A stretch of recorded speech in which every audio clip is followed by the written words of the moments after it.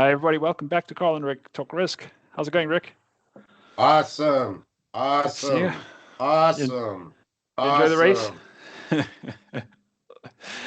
Well, it was the Canadian Formula One Grand Prix, the only Grand Prix I've ever been to.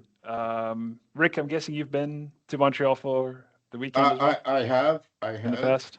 Yeah, Yeah, albeit it was a while ago, but yep, yeah, I was there. yes. Yeah, Same here. I I've think been there. Yeah. 2018, maybe somewhere around there for me. So quite a while ago. Um, and yeah, we were talking before the podcast. You really you don't see as much obviously if you go to the track, but you need to do it once. And nobody can really explain the sound and feeling you get next to a Grand Prix Well, track. the first time I went would have been in the 90s. Okay, So there, the sound was totally different. Like, right. you had to, when you got within miles of the track, start wearing ear protection. Yeah, Like you yeah. had to. There was Is simply no choice. is that the V12 era or is that already after? I think that was back in That 70s, right? That was Yeah, way that back. would have been in the 90s. Yeah, okay. So I was just Okay. starting to get into Formula One at the time. So, Okay. but I bought ear protection before. It was back when it was called the Air Canada Grand Prix. Okay. And so, because of, all my air miles, I had quite a sweet gig at the benefit or as the guest of Air Canada, along with like 200 other people who, it was a nice time. Yeah. Great hospitality suite, the Yeah. whole week. Um, yeah, different time, different place, different era, everything. Yeah. But yeah, there the sound was dramatically different. And also the Yeah. smell was totally different as Oh well. yeah. Like Yeah. it was kind of like they're pouring raw gasoline all over the place, high octane fuel all over the place. And it's cleaned up a lot environmentally. Yeah. It's unrecognizable compared to what it was back then. And I so I bet. can't even imagine what it was like, a generation before that when it was really raw and crude. But anyhow, Yeah. Yeah. You must have been by the pit lane, right? If you're in a yeah, yeah, box yeah. or something. Yeah. Okay. Well, Okay. actually, right across from the pit lane, right down by turn one. And so Okay. you looked into the pit lane, but you also saw the action at turn one, which was kind of the best spot to be.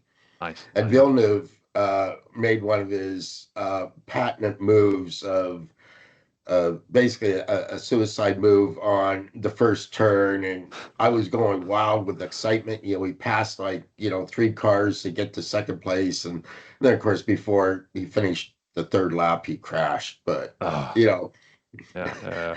it was one of those do or die moves at the first turn, and I think everyone more or less gave him space because they knew that he was going to crash out within a couple of Yeah. laps anyway, self-destroyed. But it Yeah. was Good luck. exciting while it lasted. Yeah. Um, I got a great spot on a grandstand by the big hairpin with the Yeah, yeah, really wide runoff area. There are lots of yeah. overtakes. There was tons of action. We had a great screen next to us, but it rained every minute of the weekend. I mean, it just it just didn't stop, which made it somewhat miserable, but good view. Um, Okay, we were going to give this a bit of a risk angle, and talk about the Mercedes drivers because that is where a lot of action is happening at the moment between Antonelli and I would say the preseason favorite Russell. Um, and I mean, there's a couple of teams up there, but Mercedes seems to be out in front at the moment. But they've got a dilemma, right? Because Russell's super experienced. He's, you know, I think in his head, this is his season. And and and Antonelli is fast and 19 years old. And how do you manage that as a team? And it seems to me like they've said to the drivers, go at it for the time being, and that seems to be working well because they're 1 and 2 in the season. How long do you think before the team says, "Hey guys, maybe give each other a little space"? Well, first off, I think that being the risk manager for Mercedes, and I'm not exactly sure that they have that, obviously Yeah, Toto Wolff would more or less play the call on that. yeah, And but the point is obviously there is lessons to be learned from the papayas last year. Uh, I I think that here's where you have to understand risk is possibility that bad or good things may happen. mm, My opinion is that Formula One is 90% the car and 10% the driver. hmm, Okay. And again, although I did go to racing school, albeit my goal was to be a get licensed to do off-road racing, not open wheel racing. I did spend a day at racing school with open wheel racers, but I'm not an expert on open wheel racing. I am not an expert on racing by any stretch of the imagination. But from what I understand from the people who comment on it, this year, again, with the cars being what they are, with the change over the rules and regulations, it's becoming a little less about driving and um, a little more about, I'm not quite sure what yet. Um, of course, Max is famous for saying that they're all out there playing a video game now. They're not driving, they're yeah, just playing a video game. yeah, And I think that there's probably a part of that. Okay. But again, I'm of the camp that it's 9% the car. And the point is Mercedes, the results are showing are, with the exception of a couple of areas, they're massively ahead in the car. yeah, So, and if we take the fact that the drivers have more or less been taken out of it, even that 10% we could argue is now down to 5%, and that the margins are so different. And mm, as George Russell said, the gods seem to be against him this so far this season. So it comes down to, how do you manage these two people? mm, Okay, because even though they're both extremely talented, and even though my previous comment said, driver has nothing to do with it, the driver has a heck of a lot to do with it on the downside. right, Okay. yeah, The driver might not have a lot to do with it on the upside. It's limited what you can do. yeah, I think we all saw this past weekend, whether you love or hate Max, there's no doubting that he's the competitor, but he was a sitting duck. yeah, I think you or I could have drove around him if we had Hamilton's car. yeah, Um, at that stage. So that just kind of proves the point.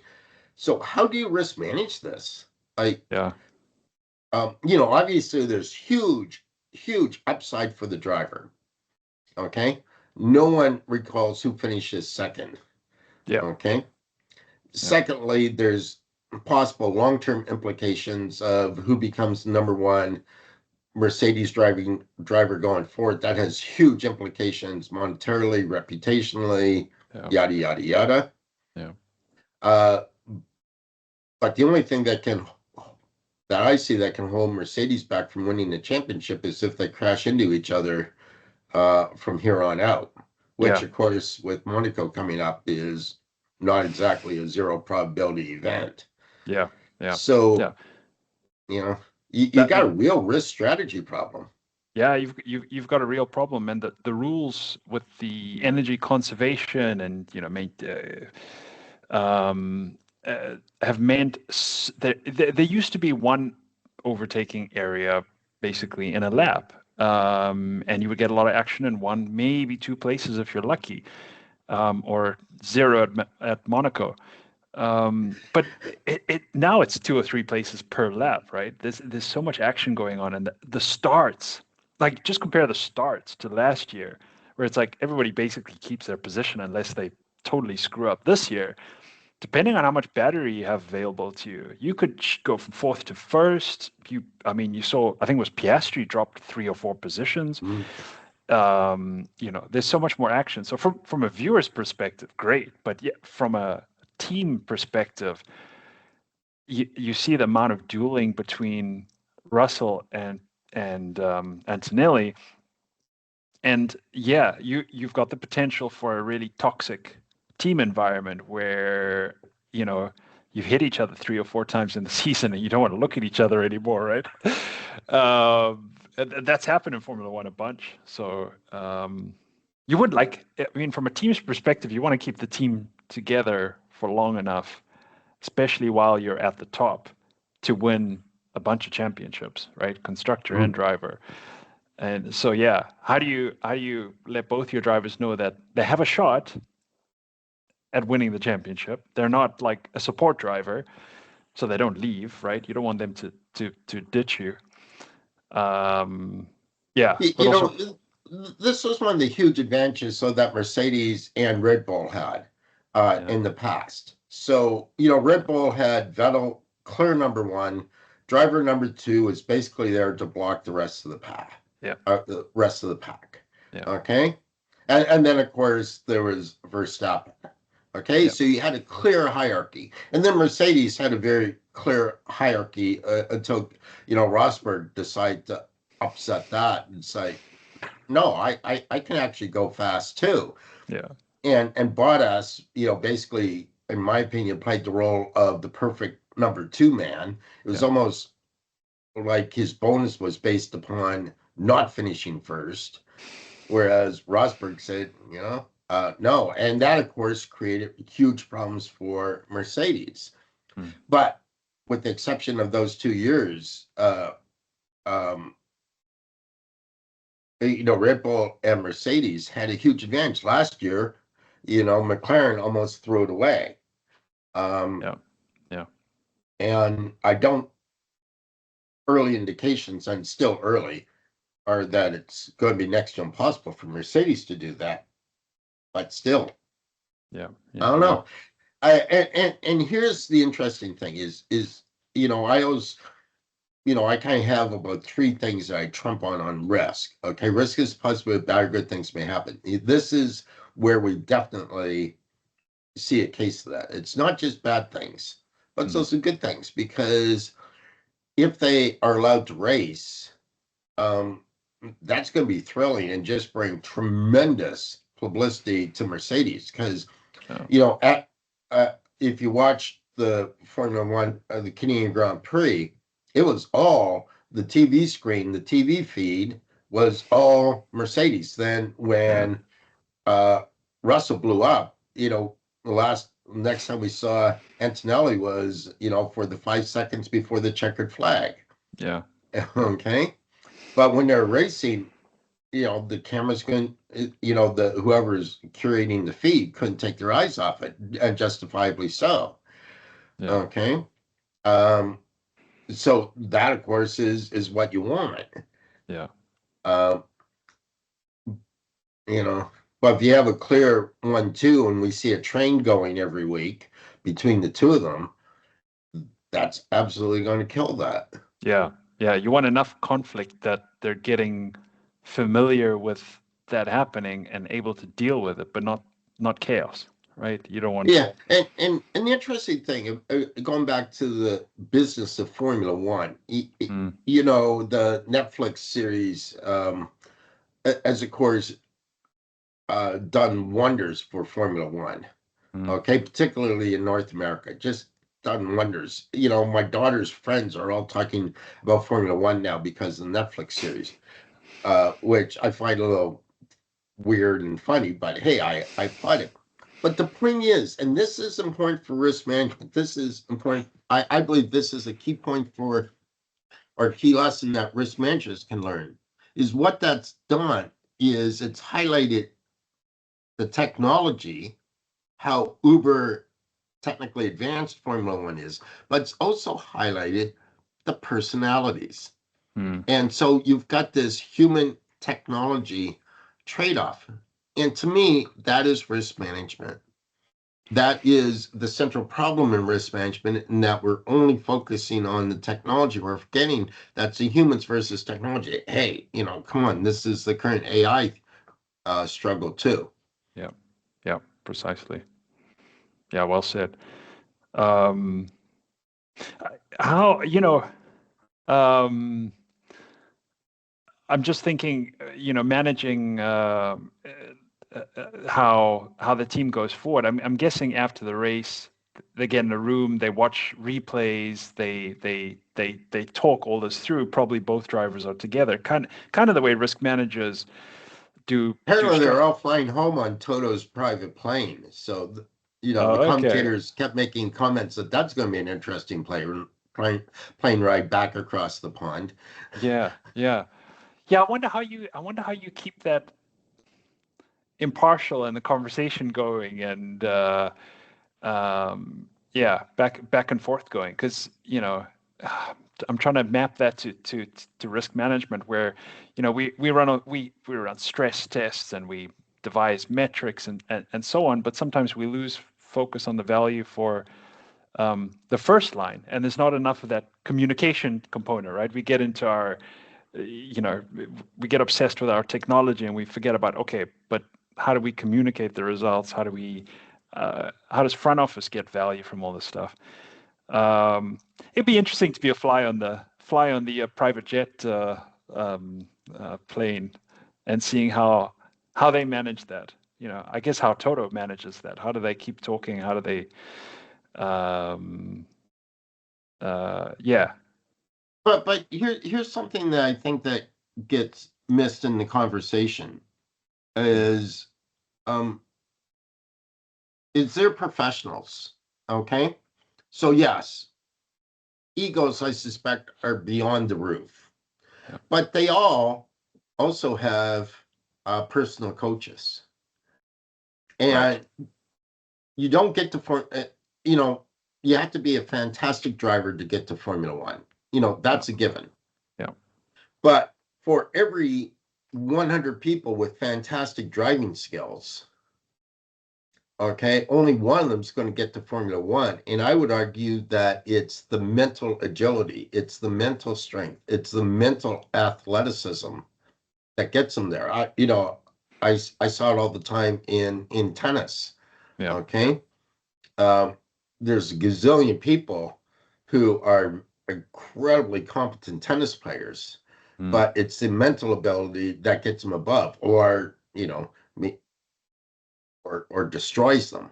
Lack yeah, of mental ability, yeah, and so I think that as risk managers, we got to be a little humble and realize that in our organizations, we all don't have that same amount of mental strength, or I prefer to call it mental athleticism, mm, uh, to to deal with it.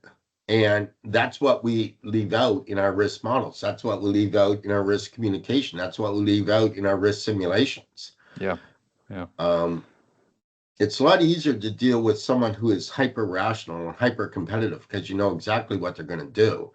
yeah. But my sister always says, the smaller the issues, the bigger the politics.